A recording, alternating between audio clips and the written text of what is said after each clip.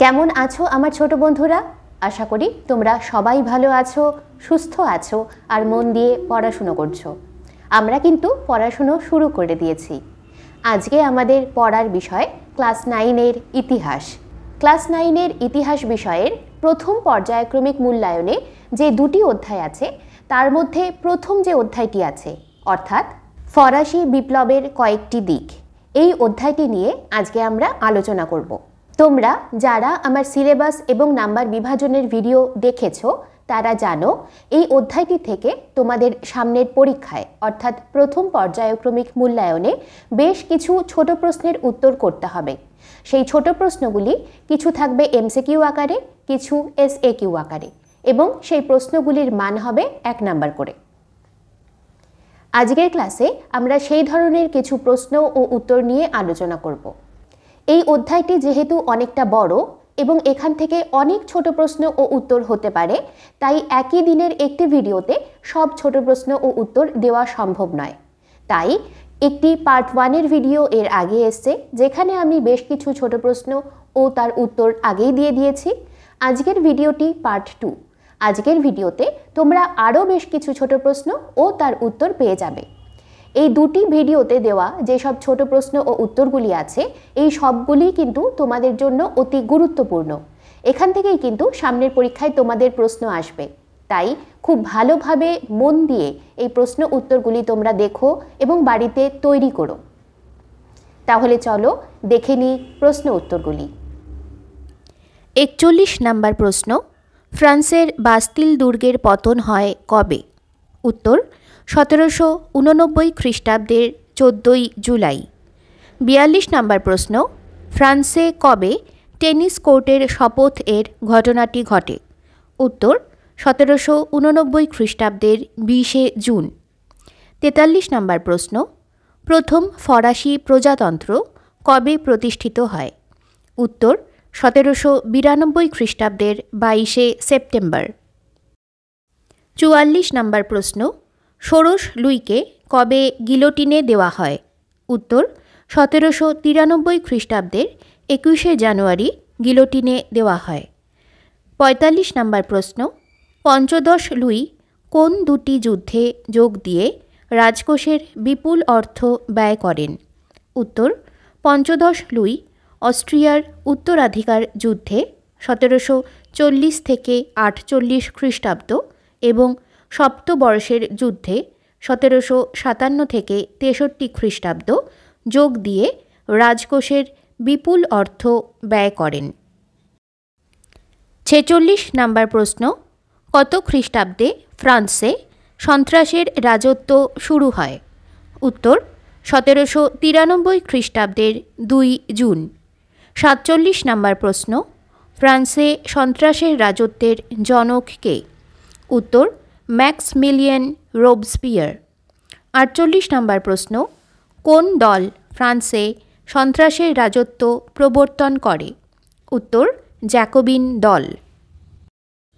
49 number প্রশ্ন, রাষ্ট্রকে বাঁচাতে গেলে রাজাকে মরতে হবে, উক্তিটি কার? উত্তর উক্তিটি রোবস্পিয়ারের। 50 নাম্বার প্রশ্ন, কোন ঘটনার মধ্যে দিয়ে ফ্রান্সে সন্ত্রাসের রাজত্বের অবসান ঘটে? উত্তর সন্ত্রাসের শাসনের প্রবক্তা রোবস্পিয়ারের প্রাণদণ্ডের 1794 খ্রিস্টাব্দের 28শে জুলাই মধ্যে দিয়ে। 51 নাম্বার প্রশ্ন, কোন ঘটনার পর ফ্রান্সে ডাইরেক্টরি শাসন শুরু হয়? উত্তর সন্ত্রাসের রাজত্ব তথা থার্মিদোরীয় প্রতিক্রিয়ার পর ফ্রান্সে ডাইরেক্টরি শাসন শুরু হয়। 52 নাম্বার প্রশ্ন, ডাইরেক্টরি শাসন কত খ্রিস্টাব্দে শুরু হয়? উত্তর 1795 খ্রিস্টাব্দে। 53 নাম্বার প্রশ্ন, পঞ্চ রাজা কাদের বলা হয়? উত্তর 5 জন ফরাসি ডাইরেক্টরকে পঞ্চ রাজা বলা হয়। 54 নাম্বার প্রশ্ন, কোন সংবিধান অনুসারে ডাইরেক্টরি শাসন শুরু হয়?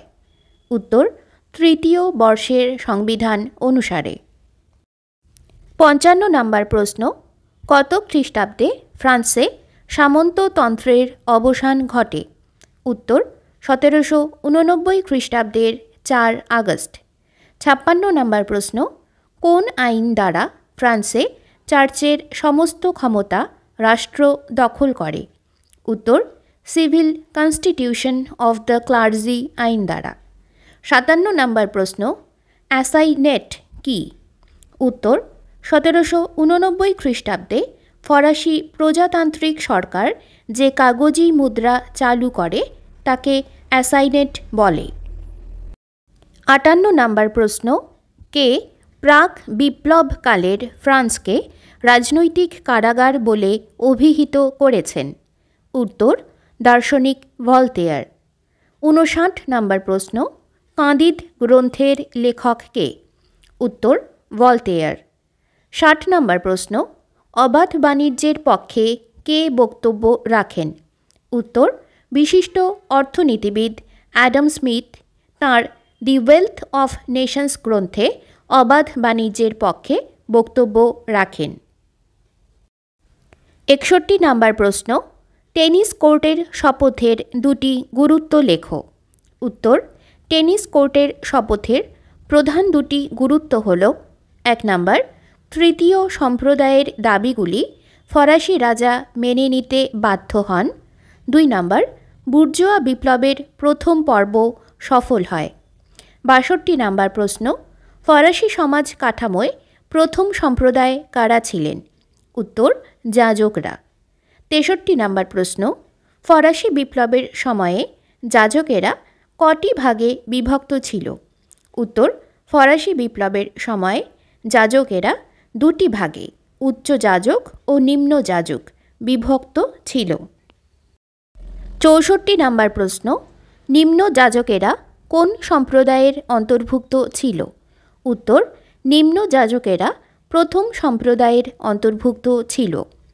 65 নম্বর প্রশ্ন, ফরাসি সমাজে সুবিধাভোগী শ্রেণী কাদের বলা হতো? উত্তর, ফরাসি সমাজের প্রথম দুই সম্প্রদায়ের অর্থাৎ যাজক ও অভিজাতরা ছিলেন সুবিধাভোগী শ্রেণী। 66 নম্বর প্রশ্ন, অ্যাসেম্বলি অফ নোটেবলস কাদের নিয়ে গঠিত হয়? উত্তর, উচ্চ স্তরের অভিজাত, যাজক ও গণ্যমান্যদের নিয়ে। 67 নম্বর প্রশ্ন, থার্ড এস্টেট হিসেবে কারা পরিচিত ছিল?